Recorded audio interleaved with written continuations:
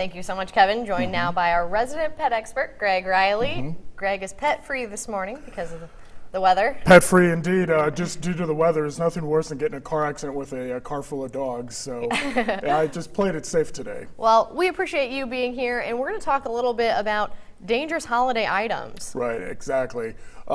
Biggest thing is that what you really want to keep in mind is that if you have a pet that likes to chew on cords and so forth, keep those cords safe. Yeah.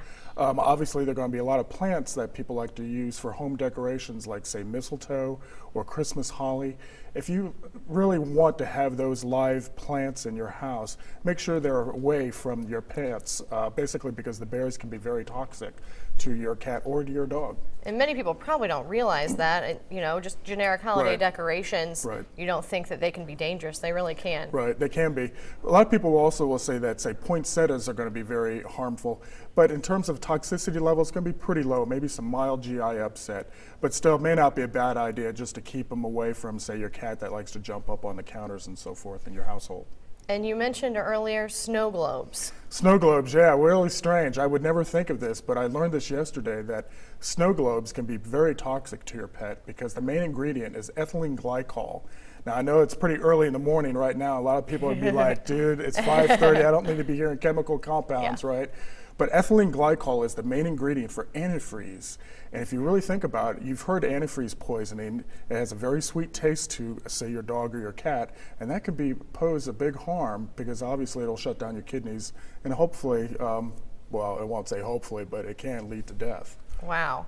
And of course, the generic, there's always chocolate, keep chocolate away, and everything else that can be dangerous. Chocolate, macadamia nuts, say onions can be very harmful, grapes, raisins can be very harmful too. So just take some proper precautions, and certainly if you have any questions, you can look up these things online. And let's touch quickly on also the dangers of getting a pet as a gift.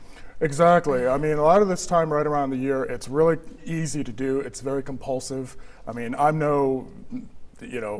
very susceptible at this time of year to getting something, cute and fuzzy and so forth like that. But a lot of people will do it and they don't realize what their lifestyle is like, if they can even afford to have a pet for one. So you may want to definitely do some research on it, and certainly don't give a pet for a gift because, you may not want it.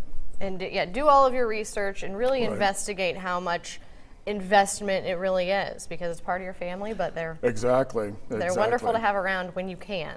When you can, and certainly if you have small children, make sure you get a breed that's going to be really adaptable to your children. There's a lot of people that will say get a Great Dane and not realize that it's going to take up a lot of space in your household, even more so with kids running around.